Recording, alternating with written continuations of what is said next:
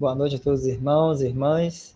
Hoje vamos dar continuidade aqui à leitura do livro, estudo do livro de Levítico, do irmão Mackintosh. O amor de Cristo pelo Pai. Porém, a cruz tinha outro aspecto. Aparecia à vista de Cristo como uma cena em que ele podia revelar plenamente os segredos profundos do seu amor ao Pai. Um lugar onde podia, de sua própria vontade, tomar o cálice que o Pai lhe havia dado e esgotá-lo até as fezes. É verdade que toda a vida de Cristo emitiu um flagrante odor que subia sem cessar até o trono do Pai. Fazia sempre as coisas que agradavam ao Pai, fez sempre a vontade de Deus, mas o holocausto não o representa na sua vida. Precioso, além de todo pensamento, como foi cada ato dessa vida, mas na sua morte. E não como aquele que foi feito maldição por nós, mas como aquele que apresenta ao coração do Pai um perfume de incomparável fragrância. Aí ele está falando do holocausto, tá bom, meus irmãos? Para contextualizar aqui, está falando do sacrifício do holocausto. Então, o sacrifício do holocausto é o Senhor Jesus, né, se oferecendo a Deus em sacrifício ali, ao Pai, como aroma, e chegando até ele, né, como um aroma suave. Vamos continuar. Esta verdade envolve a cruz de atrativos particulares para a mente espiritual. Dá aos sofrimentos do nosso bendito Senhor um interesse do caráter mais intenso. O pecador culpado encontra, incontestavelmente, na cruz uma resposta divina aos mais profundos e ardentes desejos do coração. O verdadeiro crente encontra na cruz aquilo que cativa todas as afeições do seu coração e deixa aturdido todo o seu ser moral. Os anjos encontram na cruz um tema para contínua admiração. Tudo isto é verdade, mas há alguma coisa na cruz que ultrapassa as mais elevadas concepções dos santos ou dos anjos. Isto é, a profunda devoção do coração do filho para com o Pai. E como este a apreciou. Este é o assunto elevado da cruz, que é manifestado de um modo tão notável no Holocausto.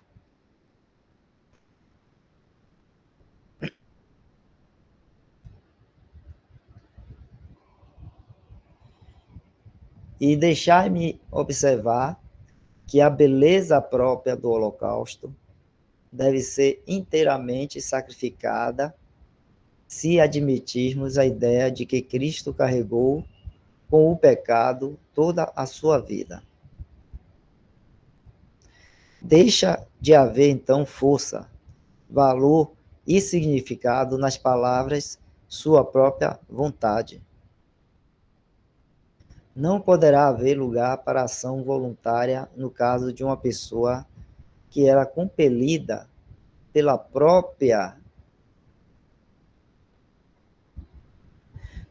necessidade da sua posição a morrer. Se Cristo tivesse carregado com o nosso pecado na sua vida, então segue-se que a sua morte seria obrigatória e não um ato voluntário. De fato, pode afirmar-se com segurança que não há uma oferta sequer entre todas cuja beleza não fosse manchada, e a sua integridade sacrificada pela teoria de uma vida carregando com o pecado. Este é especialmente o caso no Holocausto, porquanto não é uma questão de carregar com o pecado ou de sofrer a ira de Deus, mas inteiramente de dedicação voluntária manifestada na morte da cruz. No Holocausto, reconhecemos uma figura de Deus, o Filho, cumprindo, por intermédio de Deus Espírito, a vontade de Deus Pai. Isto fez ele de sua própria vontade. Por isso o Pai me ama, porque dou a minha vida para tornar a tomá-la. João capítulo 10, verso 17. Temos aqui o aspecto da morte de Cristo no Holocausto. Por outro lado, o profeta, contemplando-o como oferta pelo pecado, diz: a sua vida é tirada da terra. Atos 8:33. De Isaías 53, 8. Outro tanto, Cristo diz: ninguém me atira, mas eu de mim mesmo a dou. Estaria ele levando o nosso pecado sobre si quando disse isto? Note-se que ele diz: ninguém, homens, anjos, demônios ou qualquer outra criatura. Foi um ato voluntário da sua própria parte. Deu a sua vida para tornar a tomá-la. Deleito-me em fazer a tua vontade, ó Deus meu. Salmo 48. Tal era a linguagem do holocausto divino, de aquele que achou gozo inexprimível em se oferecer incontaminado a Deus. É, pois, da máxima importância aprender, com distinção, o primário objetivo de Cristo na obra da redenção. Contribui para consolidar a paz do crente, o cumprimento da vontade de Deus, estabelecer os seus desígnios e parentear a glória de Deus. Era o que preocupava esse coração dedicado, que via e avaliava todas as coisas em relação com Deus.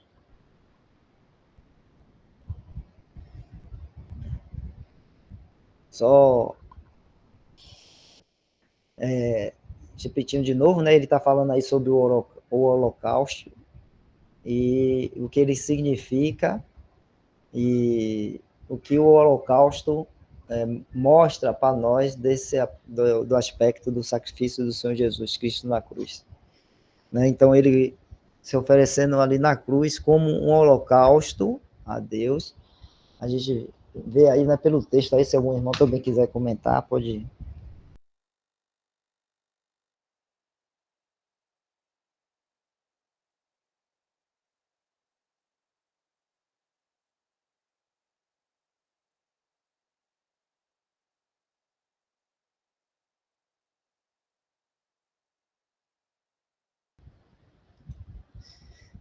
Desculpe aqui, desconectou rapidinho aqui.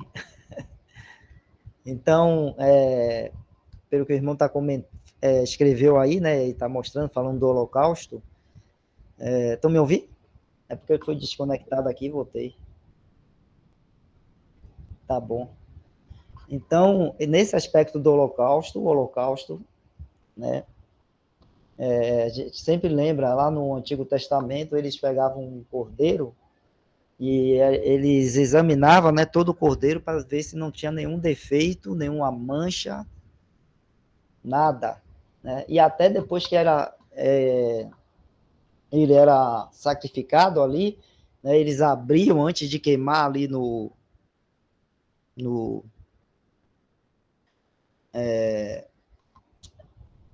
holocausto mesmo, né, o holocausto ser queimado, a oferta ali do holocausto, né, então também era aberta e olhava as partes internas daquele cordeiro. Então aí nos mostrando que tanto exteriormente, visualmente, né, a perfeição como interiormente. Então, o holocausto fala desse sacrifício desse cordeiro sem nenhuma mancha, sem pecado, que é o nosso Senhor e Salvador Jesus Cristo. O único homem, né, que poderia, né, ser oferecido a Deus como um sacrifício de holocausto, onde Deus poderia receber esse sacrifício, porque não, não tinha nele nada, nenhuma mancha, nenhum defeito, né? Cordeiro de Deus, perfeito, santo, e que tira o pecado do mundo, mas nesse aspecto do holocausto, é esse sacrifício assim, voluntário do Senhor Jesus Cristo, de se entregar ali na cruz, ali, para Deus, como oferta para Deus. Né? Então é desse aspecto aí que está sendo falado aí na questão do holocausto. Né? Porque tinham outros, e vai ser falado aí nesse livro, né? Tinha outros sacrifícios, né? Tinha pela expiação pelo pecado, tinha as ofertas de manjares e outros rituais, vamos dizer assim, né? Israelita ali, que foi dado a eles, e que nos falam do Senhor Jesus também, mas aí já mostrando outros aspectos, né? Que não esse aí do holocausto. Então, nesse aspecto aí do holocausto, é um dos sacrifícios mais elevados, porque você vê que ele fala, comenta aí em cima, que nem a gente, os homens, ou até mesmo os anjos, olhando aquilo ali, para compreender, não tinham, vamos dizer assim, não tinham nada a ver, não tinham parte naquele sacrifício ali do Senhor Jesus, porque era uma oferta que ele estava fazendo dele mesmo, voluntária, a Deus, né? E Deus, assim, ficou satisfeito com aquela oferta, né?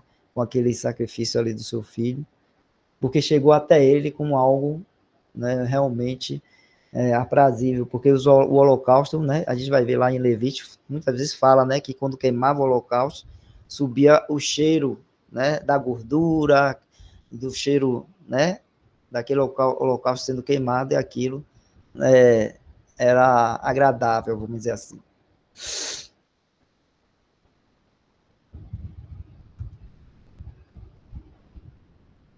Vamos continuar. O Senhor Jesus nunca se deteve para averiguar até que ponto qualquer ato ou circunstância o afetaria. O aniquilou-se a si mesmo, de Filipenses lá 2, 7 a 8, renunciou a tudo. E por isso, quando chegou ao fim da sua carreira, pôde refletir sobre o passado, olhar para trás e, com os olhos levantados ao céu, dizer: eu glorifiquei-te na terra, tendo consumado a obra que me destes a fazer.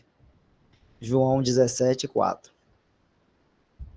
É impossível contemplar a obra de Cristo sobre este aspecto sem que o coração se sinta cheio das mais gratas afeições para com a sua pessoa.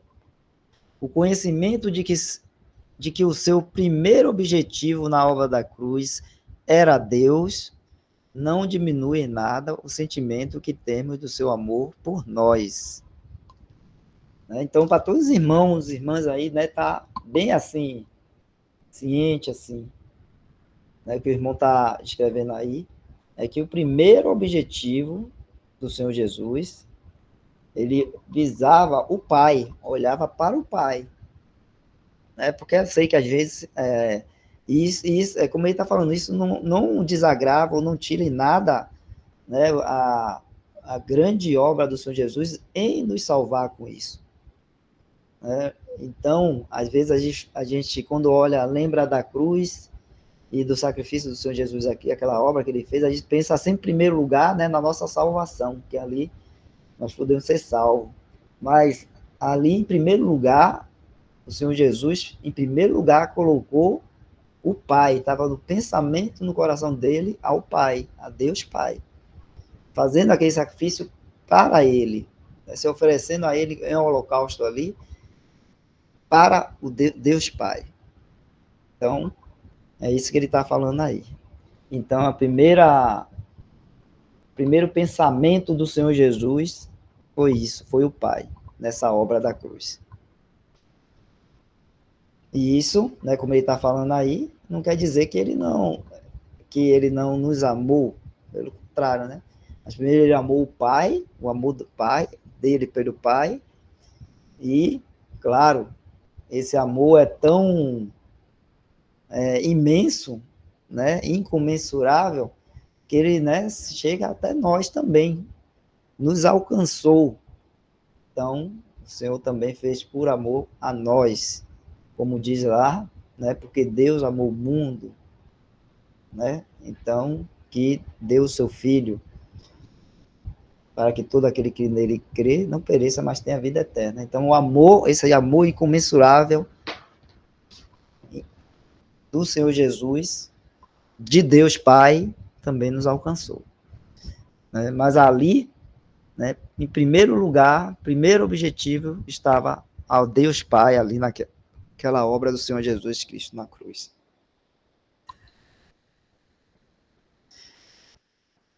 Então, a obra da cruz era Deus, na obra da cruz era Deus, não diminui em nada o sentimento que temos do seu amor por nós. Pelo contrário, o seu amor por nós e a nossa salvação nele só podiam ser fundamentados no estabelecimento da glória de Deus.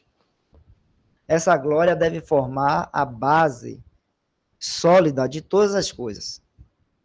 Porém, tão certamente como eu vivo e como a glória do Senhor encherá toda a terra. Está em Números, capítulo 14, verso 21. Mas nós sabemos que a glória eterna de Deus e a bem-aventurança eterna da criatura estão inseparavelmente ligadas nos desígnios divinos. De sorte que, se a primeira está assegurada, a segunda tem de sê-lo também. Então, aí a questão toda é que, né, a glória eterna de Deus e a bem-aventurança eterna nossa, ou seja, de toda a criatura, elas estão, vamos dizer assim, ligadas, né? Quando o Senhor Jesus fez isso, fez aquele sacrifício na cruz para a glória de Deus, né? Consequentemente, também nós, por isso está ligado, nós recebemos uma bênção eterna, né? Que foi a salvação. E isso são coisas que estão ligadas, né, nos pensamentos de Deus e do Senhor Jesus. Então, se Deus ali na cruz, quando o Senhor Jesus morreu ali na cruz, depois ressuscitou ao Senhor Jesus, ou seja, mostrando que ele recebeu aquela obra, aquele sacrifício que o Senhor Jesus fez a ele, e aí depois não deixando ele lá no lugar de morte, mas ressuscitando ao Senhor Jesus, então, e trazendo ele, né? E então, está nos dizendo que o Pai, assim, recebeu aquele sacrifício e foi agradável e foi concluído com, vamos dizer assim, com sucesso. Consequentemente, né, quando nós assim cremos nessa obra e somos salvos, isso nos mostra que nós não perdemos a salvação, porque se Deus assim aceitou a obra do Filho, do Senhor Jesus, em trazer glória a Ele, e isso não vai mudar, e isso foi consolidado, foi confirmado, foi estabelecido. Então, quando a pessoa crê no Senhor Jesus Cristo, também está estabelecido, está ligado a isso aí. Então, isso aí não vai mudar em nenhum, nunca, né? A glória que o Senhor Jesus Cristo trouxe ao Pai, deu ao Pai. Isso não vai mudar. Então, se a gente crê e somos salvos, isso também não muda, porque são coisas que estão ligadas. São coisas que estão ligadas. Repetindo, como ele colocou aí, né? mas nós sabemos que a glória eterna de Deus e a bem-aventurança, ou a bênção eterna da criatura, estão inseparavelmente ligadas nos desígnios divinos. De sorte que se a primeira está assegurada, a primeira é a glória eterna de Deus. Se a primeira está assegurada, a segunda, que é a bem-aventurança eterna da criatura. Nossa. Então, a segunda tem de sê-lo também. Então, quando a gente olha para o holocausto, sacrifício do holocausto, que se tornou realidade em Cristo Jesus ali na cruz, e a gente entende o significado desse holocausto, né, que foi feito, então nós podemos então descansar sabendo que se o Senhor Jesus fez essa obra, esse sacrifício, se ofereceu ao Pai como um holocausto, né?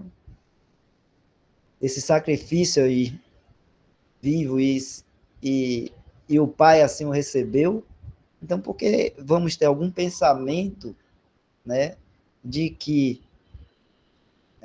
assim a gente crendo na pessoa do Senhor Jesus, né, essa obra do Senhor Jesus tem um alcance, né, nos alcançou também, né?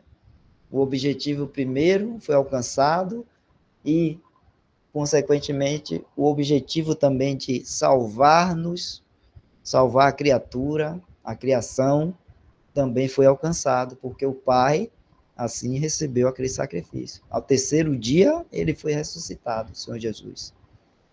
Então, é para a gente olhar para isso e, assim, a gente descansar de que foi uma obra consumada, né, e aceita, recebida pelo Pai, tá bom?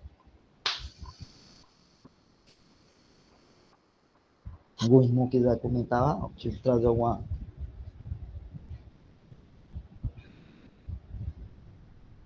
Até aqui tá tranquila a leitura, é porque a leitura do irmão, desse livro do irmão McIntosh, né, é uma leitura realmente, ele tem uma, vamos dizer assim, uma linguajar, uma escrita mais rebuscada, né, mais difícil de a gente compreender. É diferente do irmão, por exemplo, do irmão Bruce Einstein, né, que é um irmão mais contemporâneo nosso. Então, quando ele escreve, é mais fácil a gente entender, porque é um irmão mais contemporâneo. O irmão McIntosh é ele é do início do século XIX, né, da mesma época do irmão Darby e tantos outros irmãos ali.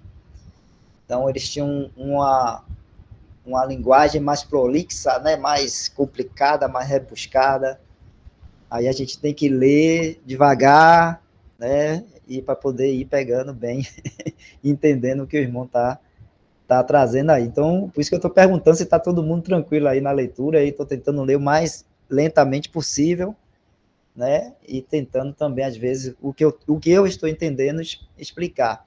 Se algum outro irmão também tiver entendimento, é bom ir trazendo também para a gente, né, porque eu também não sei tudo não, né, eu também acho bem difícil, assim, às vezes, a forma como ele escreve, então a gente tem que repetir, às vezes até. A irmã Lusitânia levantou a mão, diga, irmã. O irmão Macintosh era denominacional também? Pelo que eu li dele, ele era também ele era denominacional, ele era, se não me engano, ele era clérigo também da igreja anglicana, alguma coisa dessa. Se não, ele estudou também para ser, mas aí ele depois deixou, que a igreja da Inglaterra, na época, né, lá no início do século XIX, que na Inglaterra, ali, Irlanda, eles, né, se separaram, né, da igreja católica, o rei lá, Henrique VIII, né, querendo se separar da esposa, ou ter o divórcio da esposa, a igreja católica não queria dar, e ele pegou e rompeu com a igreja católica e formou a própria igreja da Inglaterra, que hoje a gente conhece como a igreja anglicana, se não me engano, né? Então, o irmão McIntosh, o irmão Darby, né, tudo eles estavam ligados na época a essa igreja da Inglaterra. E aí, quando eles conheceram as verdades, essas verdades, né, do lugar de reunião, eles aí deixaram essa denominação, né, essa igreja aí, lá da Inglaterra, e passaram a se reunir com os irmãos, né, somente ao nome do Senhor Jesus Cristo. Então, eles são contemporâneos, Darby e McIntosh. Isso, Darby e McIntosh são contemporâneos, né? São contemporâneos.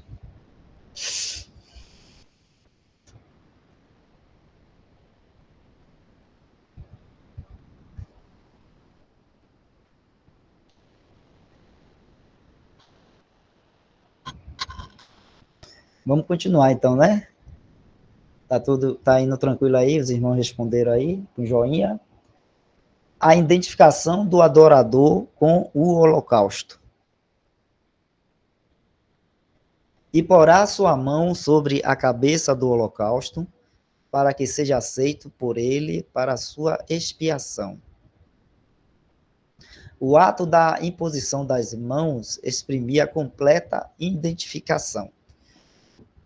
Deixa eu parar um pouquinho aqui para explicar, porque a gente não leu, né, o capítulo 1 de Levíticos.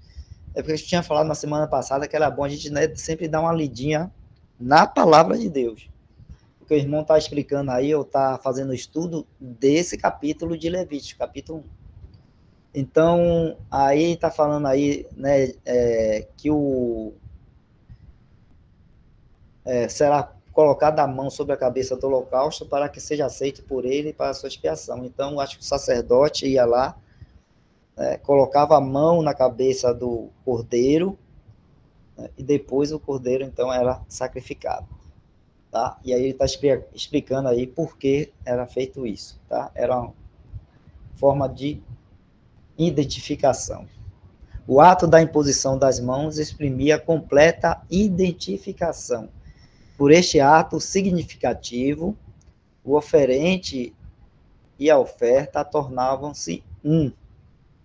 Deixa eu dar até uma... Deixa eu terminar aqui. A oferta tornava-se um. E esta unidade, no caso do holocausto, assegurava ao ofertante, ao oferente, que a sua oferta era aceite.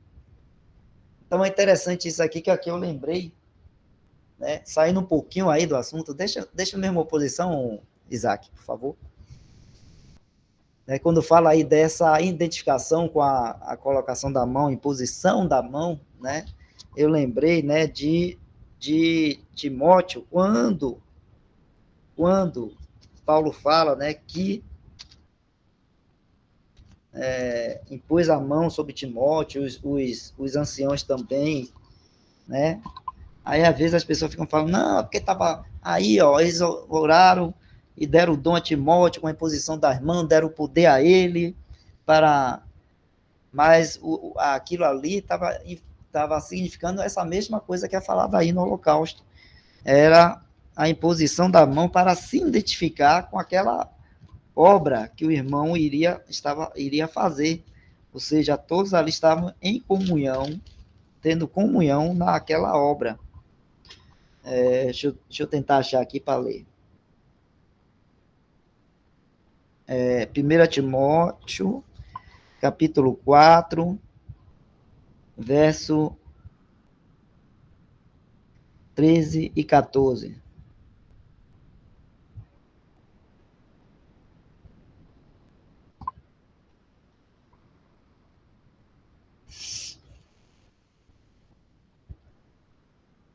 Então, em 1 Timóteo, verso 4, 13 e 14,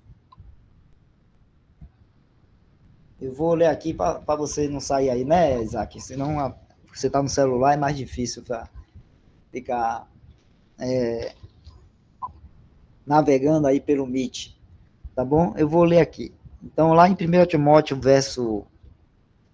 capítulo 4, verso 13 e 14, fala assim, persiste em ler, exortar e ensinar até que eu vá.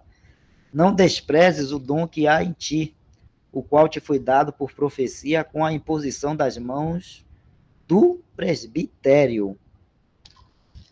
Né? Então, muitas pessoas ouvem ou leem esse texto aqui e acham que né, para a pessoa sair, ele recebe um dom do Senhor Jesus, um dom de pastor, um dom de mestre, um dom de evangelista, né? Um desses dons aí, ele recebe do Senhor, que a gente sabe que esses dons vêm do Senhor, e aí, né, as pessoas pensam que a pessoa tem que, o pastor lá, ou o clero, né, o grupo de homens lá, tem que impor a mão a ele para ele então se tornar o pastor, ou se tornar o evangelista, ou se tornar o mestre, doutor, alguma coisa dessa. Não é isso. Porque o dom quem dá é o Senhor Jesus. O que estava acontecendo aqui com Timóteo é que ele recebeu um dom do Senhor, né, e provavelmente um dom pastoral aí, e esse presbitério aqui, esses anciãos, o presbítero, reconhecendo o dom que foi dado a ele pelo Senhor Jesus, né, então eles impuseram a mão sobre Timóteo, significando o quê? Significando que eles estavam se identificando com Timóteo nessa obra que ele ia fazer, né? Eles estavam se identificando. A Assembleia ali, através dos anciões, se identificando ou tendo comunhão ali com Timóteo naquela obra que ele estava fazendo. Então, o ato da imposição das mãos, voltando aí para os textos, exprimia a completa identificação. Aí eu lembrei desse texto aqui para a gente ficar bem claro essas coisas, né? Não é questão de vai botar a mão, né, impor a mão e a pessoa vai receber poder através lá da ação de um, vamos dizer assim, de um apóstolo, de um pastor, de uma coisa, não. Né? Isso, vamos dizer assim,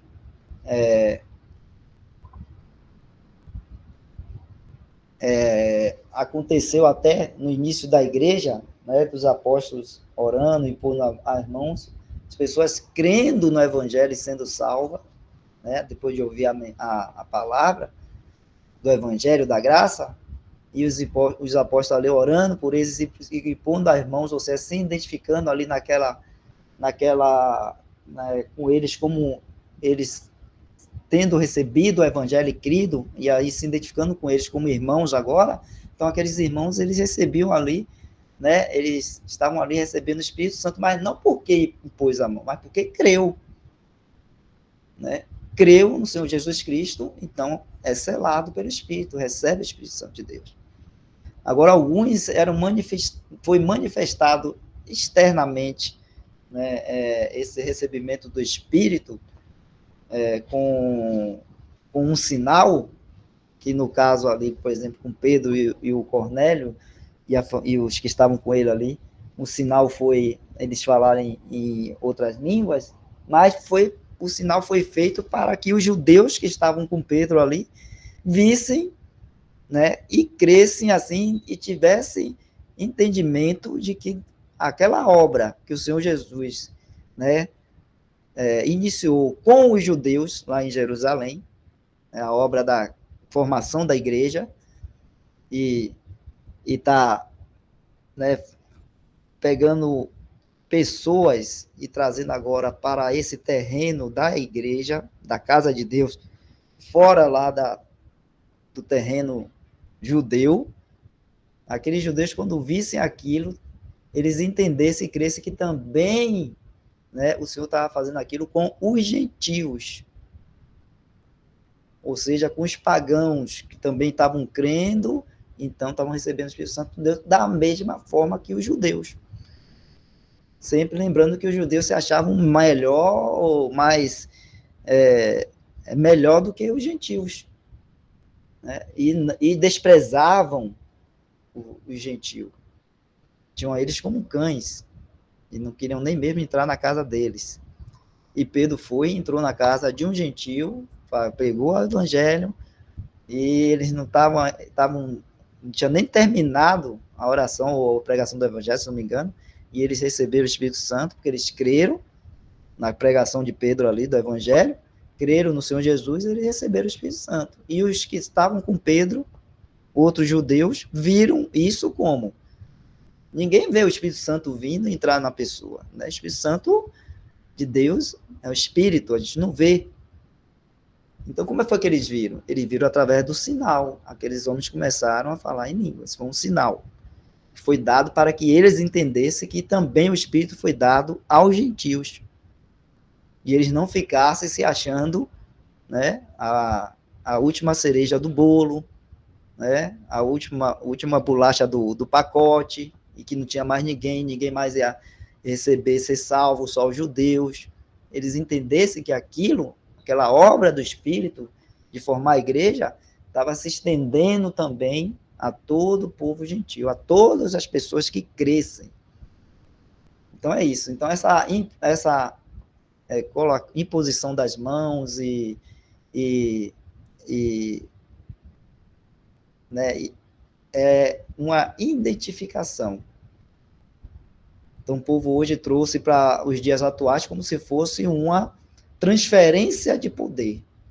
O pastor vem e põe a mão, está transferindo o poder, ele tem poder, vai transferir para o outro irmão. Não existe isso.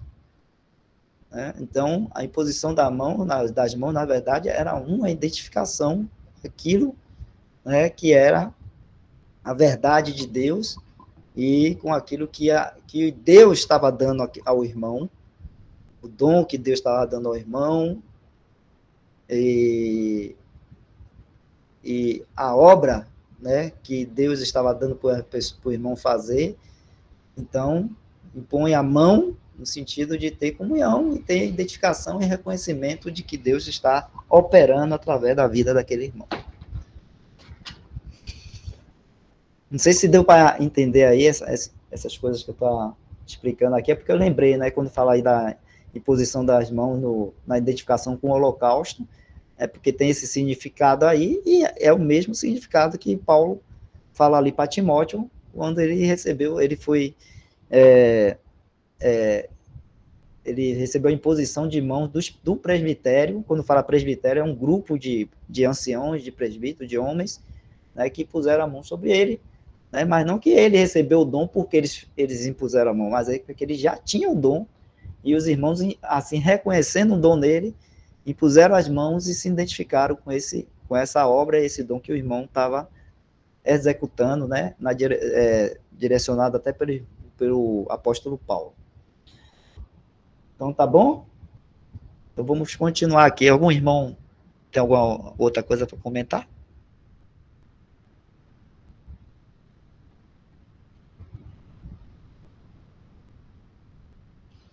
Então, lá no Holocausto era a mesma coisa, tá bom?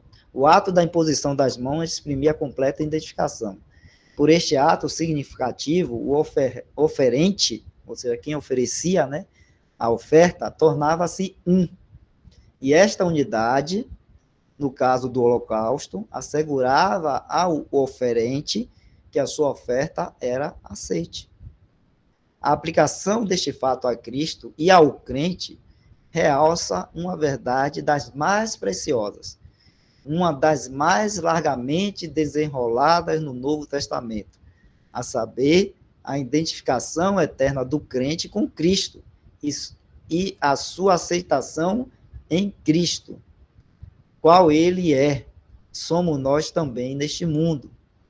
No que é verdadeiro, estamos. 1 João 4, verso 17 e 1 João 5, verso 20. Então, nossa identificação eterna com Cristo. Nada menos do que isto nos podia aproveitar. O homem que não está em Cristo está nos seus pecados. Não há terreno neutro. Ou havemos de estar em Cristo ou fora dele.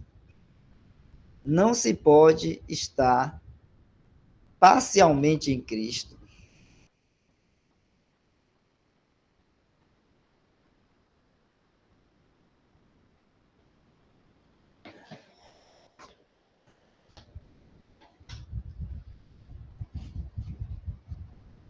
não se pode estar parcialmente em Cristo, ainda que seja apenas a espessura de um cabelo que se interponha, ou que se coloque entre vós e Cristo, estais num estado positivo de ira e condenação. Então, não pode existir nada entre nós e o Senhor Jesus Cristo. Nada. Pelo contrário, se estás nele, então sois qual ele é perante Deus, e assim considerados na presença da santidade infinita. Então, se nós estamos em Cristo, nós estamos assim perante Deus, da mesma forma como o Senhor Jesus Cristo é. Na mesma posição, o Senhor Jesus santo, né? E perfeito. Então, se estamos em Cristo, nós estamos agora diante de Deus santos e perfeitos. Essa é a nossa posição. Não estamos falando aqui da nossa condição. Tá bom, irmãos? É a nossa posição em Cristo. A nossa condição, todos nós sabemos que estamos ainda aqui neste mundo, estamos ainda aqui na terra, estamos ainda neste corpo, com a carne, a velha natureza, né? Então, existe uma luta do espírito que habita em nós contra a carne, e a carne contra o espírito, e aí vai.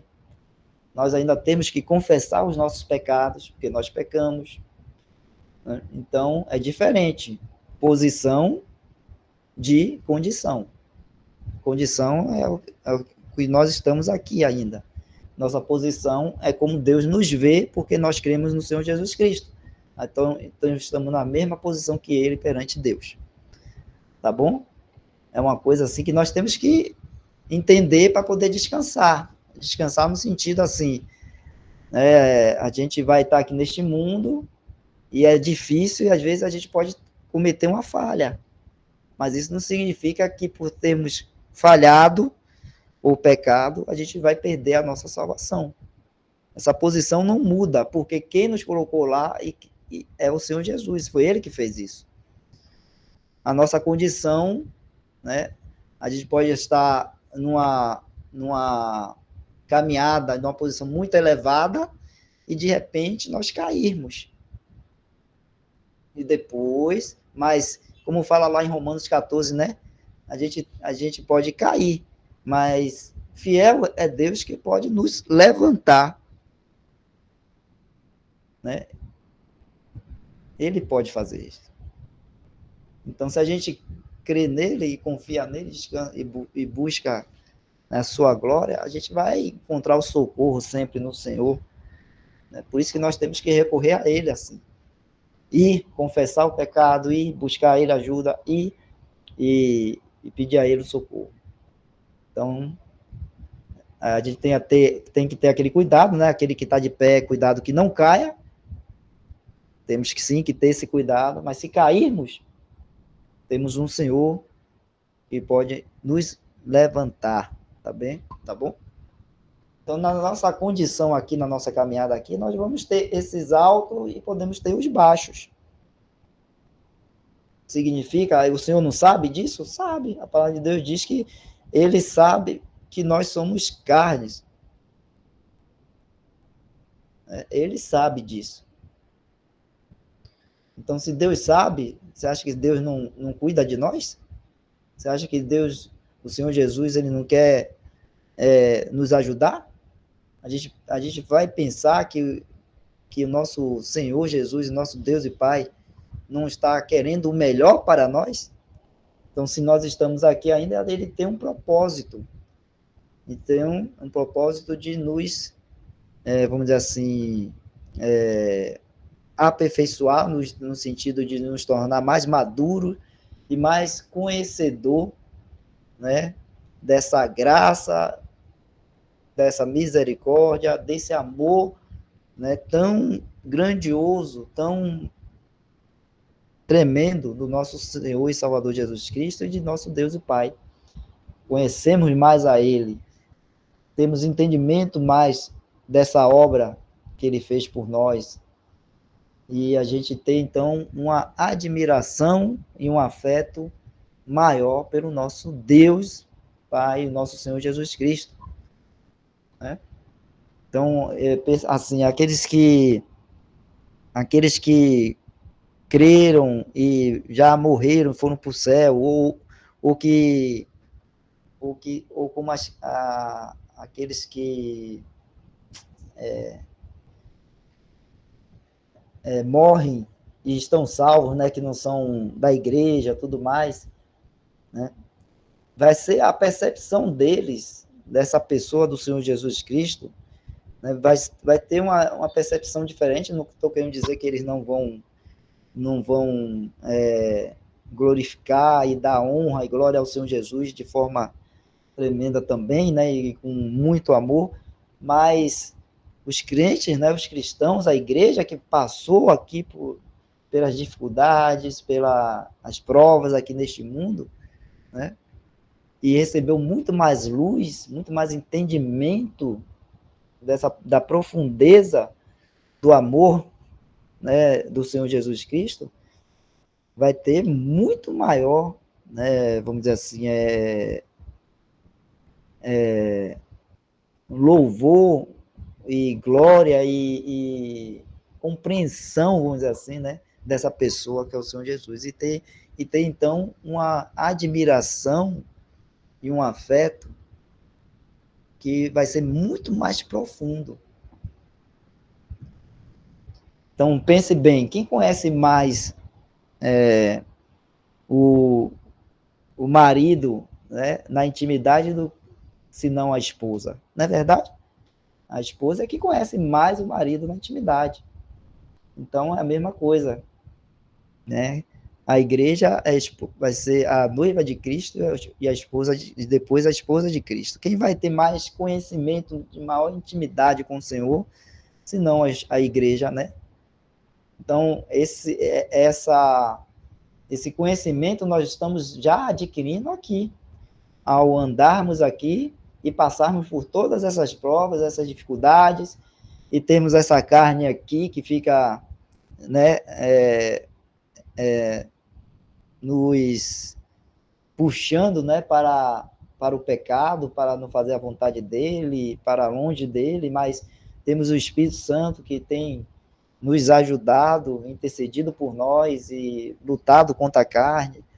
E aí nós vamos tendo esses altos e baixos, essas dificuldades, esses problemas, isso, aquilo, outro, mas estejamos alegres, estejamos animados, porque nada disso vai, né, fazer com que o nosso amado, o Senhor Jesus Cristo, nos despreze, né, negue ou nos deixe. Nada disso.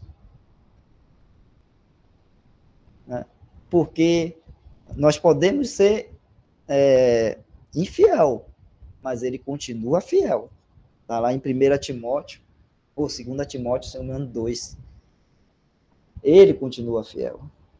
Então nós temos esse Senhor em que podemos olhar e podemos confiar e descansar nele, meus irmãos. Né?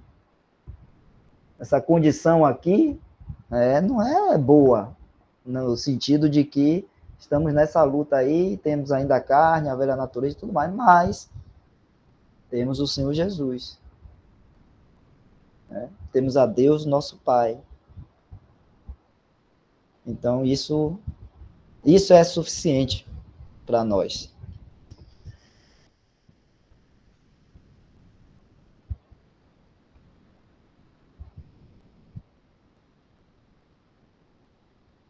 Então, continuando aqui, né, para fechar aqui depois daí, Isaac, tem algum continua ou já vai para outra parte? Deixa eu fechar aqui. Pronto. Então, vou terminar a leitura aí para fechar e a gente concluir por hoje, né? Então, vamos lá. Tal é o ensino claro da palavra de Deus. Estais perfeitos nele. Estais perfeitos no Senhor Jesus. É no Senhor Jesus.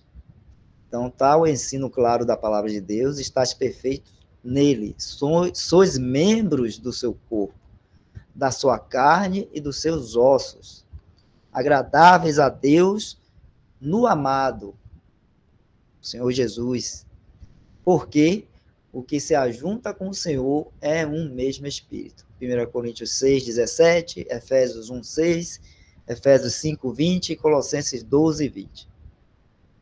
Ora, não é possível que a cabeça esteja num grau de aceitação e os membros noutro.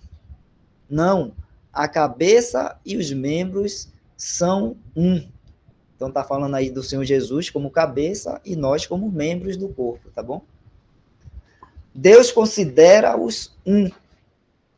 Portanto, são um. Esta verdade é, ao mesmo tempo, o fundamento da mais elevada confiança e da mais profunda humildade. Dá-nos a mais completa segurança para que no dia do juízo tenhamos confiança. 1 João 4,17, Evangelho, ou Epístola, né? Visto que não é possível haver qualquer acusação contra aquele com quem estamos unidos. Então, se não tem acusação contra o Senhor Jesus, quem pode falar alguma coisa contra Cristo, contra o Senhor? Né? Não existe. Então, se estamos unidos com eles, também da mesma forma não vai haver acusação contra nós, né? Lá no dia, quando estivermos diante de Deus. Mas aqueles que estão sem Cristo vão chegar diante de Deus e vai ter muitas acusações contra eles, né? E vão ser lançados no lago de fogo. Essa é uma verdade que não pode ser desprezada, tá bom? Então, continuando. Visto que não é possível haver qualquer acusação contra aquele com quem estamos unidos, dá-nos uma profunda impressão da nossa própria nulidade, visto que a nossa união com Cristo é baseada na morte da velha natureza e na abolição total de todos os seus direitos e pretensões. Visto que, portanto, a cabeça e os membros são considerados na mesma posição de infinito favor e aceitação perante Deus, é evidente que todos os membros têm uma mesma aceitação, uma mesma salvação, a mesma vida e uma mesma justiça. Não há graus diferentes na justificação. O recém-nascido em Cristo e o crente de 50 anos estão no mesmo plano de justificação. Um está em Cristo e o outro também. E assim como estar em Cristo é a única base de vida, também o é de justificação. Não há duas espécies de vida, nem duas espécies de justificação. Não há dúvida que existem diversos graus de gozo desta justificação, vários graus no conhecimento da sua plenitude e extensão, vários graus na capacidade de mostrar o seu poder sobre o coração e a vida. E estas coisas são frequentemente confundidas com a própria justificação, ao qual, sendo divina, é necessariamente eterna, absoluta, invariável e não pode ser afetada pela flutuação dos sentimentos ou experiências humanas.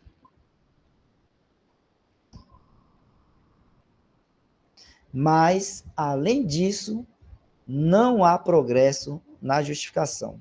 O crente não está mais justificado hoje do que estava ontem, nem estará mais justificado amanhã do que está hoje. Sim, a alma que está em Cristo Jesus está tão completamente justificada como se estivesse diante do trono de Deus. O crente é perfeito em Cristo. É como Cristo. Está sobre a própria autoridade de Cristo, todo limpo. João 13, 10. Que mais poderia esperar ser deste lado da glória? Pode fazer e fará se andar em espírito. Progresso no gozo desta gloriosa realidade. Mas, quanto à própria justificação, no momento em que, pelo poder do Espírito Santo, creu o Evangelho, passou de um estado positivo de injustiça e condenação para um estado positivo de justiça e aceitação. Tudo isto se baseia na perfeição divina da obra de Cristo, precisamente como no caso do Holocausto, em que a aceitação do adorador era baseada na aceitação da oferta. Não era uma questão de saber o que ele era, mas simplesmente no que era o sacrifício, para que seja aceito por ele para a sua expiação.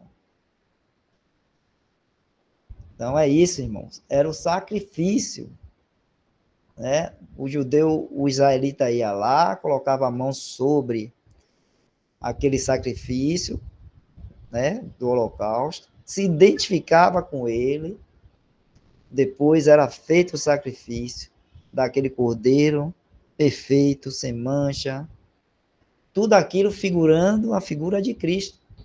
E Cristo fez isso, né? Foi e sacrificou. Então, o que cabe ao homem agora? O que cabe a nós? É claro que nós aí já fizemos isso, nos identificarmos com ele. Como é que a pessoa pode se identificar com esse sacrifício? Colocar a mão na cabeça do cordeiro ali e se identificar com ele, para que, sendo, né, ofertado, oferecido a Deus, Deus aí então recebeu e aceitou aquele sacrifício, não por causa, né, daquele que colocou a mão, mas por causa do sacrifício, que era perfeito, sem mancha, imaculado. A mesma coisa hoje, como uma pessoa pode, né, fazer isso? Colocar a mão nesse cordeiro, estou falando assim de forma figurada, né? É crendo no Senhor Jesus. Quando a pessoa crê no Senhor Jesus, está fazendo o que essa figura lá em Levítico está mostrando, né? Essa identificação quando colocava a mão ali na cabeça do cordeiro ali. Tá bom? Então, hoje, né, nós já identificados com Cristo, nós estamos já identificados com Cristo, porque cremos no Senhor Jesus. Então, a nossa aceitação perante Deus foi baseada em Cristo Jesus, não por causa de nós, ou por causa das nossas circunstâncias agora atual, ou por causa da nossa condição, né? Deus já nos aceitou em Cristo Jesus. É uma coisa eterna. Quando o Senhor Jesus morreu na cruz e ao terceiro dia foi ressuscitado, então Deus estava, né, recebendo aquela obra, estava recebendo aquele sacrifício do Senhor Jesus Cristo, aceitando uma oferta que subiu com um cheiro suave a ele, e ele ressuscitou ao Senhor Jesus e foi consumado, e foi concluído, foi acabado. Então, quando nós nos identificamos com o Senhor, nisso, crendo nele, nada pode mudar isso mais.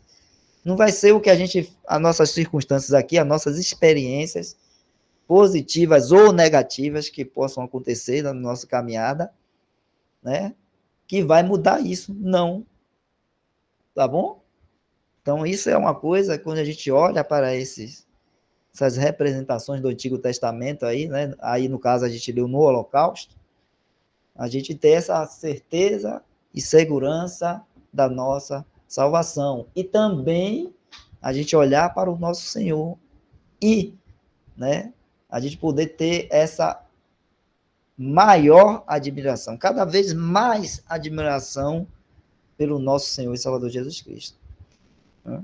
Então, cada um vai ter uma medida de admiração ao Senhor, à medida que vai, né, compreendendo, entendendo essas coisas, e à medida que vai caminhando aqui, vai tendo seus tropeços, vai tendo seus momentos bons, vai tendo seus momentos ruins, mas, né, tá andando com Cristo, e tá vendo o Senhor ajudando em todos os momentos, tá vendo o Senhor socorrendo em todos os momentos, tá vendo o Senhor nos momentos bons, nos momentos ruins, o Senhor está conosco.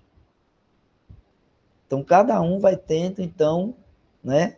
Porque cada um vai ter diferentes experiências, sejam elas boas, sejam elas ruins, eu estou repetindo aqui. vão tendo diferentes experiências, então cada um vai tendo diferentes níveis ou graus de admiração a Cristo. Mas isso, né, não muda a salvação. Então, uma pessoa que hoje crê no Senhor Jesus, agora, e não teve nenhuma experiência de caminhada cristã, ele está tão salvo quanto o outro cristão que teve uma experiência de 50 anos de caminhada cristã, né? Ele está tão salvo quanto o outro de 50 anos. Tá bom? Agora, há essa medida de admiração, de afeto, de conhecimento das coisas do Senhor, aí vai ser diferente, né? Uma pessoa que creu agora não vai ter essa mesma, vamos dizer assim, medida de admiração, de conhecimento, de afeição das coisas do Senhor, como um crente, né, de, vamos dizer assim, 40 anos de caminhada nessa vida aqui, nessa condição aqui que nós estamos. Aí é diferente. Mas a aceitação perante Deus, igual. Tá bom? Um vai ser tanto aceito quanto o outro. O recente, o que creu recentemente, quanto aquele que já tem anos de fé cristã. Tá bom? Então a gente conclui por hoje, né? Eu até falei demais. A gente parou ali, Isaac já tirou, mas parou ali. Jeff, você tirou o print ali, o capítulo ali, o tema ali é sacrifício. Você viu? Tirou o print? Já coloquei lá no grupo, irmão. Oxe, eficiência tem. Enquanto você estava aí explicando os irmãos, eu estava pesquisando também, achei o livro. Rapaz. E também o irmão Renato também colocou ali eu agradeço, aí no chat. Aí também fica para os irmãos que quiserem estar lendo também, já. Tá bom, muito bom, Jefferson. Então é isso. Aí na próxima segunda, né, a gente continua na leitura do livro de Levítico, estudo do livro de Levítico do irmão McIntosh, né, a partir daquele tema ali, o sacrifício. É muito bom, né, esses livros, esses estudos, né, do irmão McIntosh, estudo de Gênesis, estudo de Deuteronômios, Levíticos e Números, né? Inclusive eu comecei a conhecer essas verdades, né, foi através da leitura desse livro aí. Eu não era era ainda da denominação, nem sabia que o irmão McIntosh estava reunindo o nome do Senhor, mas meu pai tinha esse livro lá e eu comecei a ler.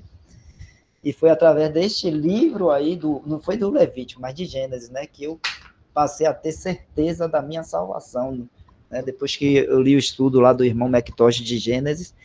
E você vê que ele sempre vem e traz, né, essa questão aí dessa fé e dessa certeza, firme certeza nossa, dessa salvação em Cristo Jesus, tá bom?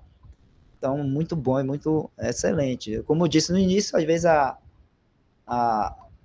palavra, o escrito dele, né, a forma de escrever é bem mais erudita, bem mais assim, completa, mas a gente lendo devagar, repetindo, um ajudando o outro, a gente vai entendendo, o Senhor nos ajudando, primeiramente, né?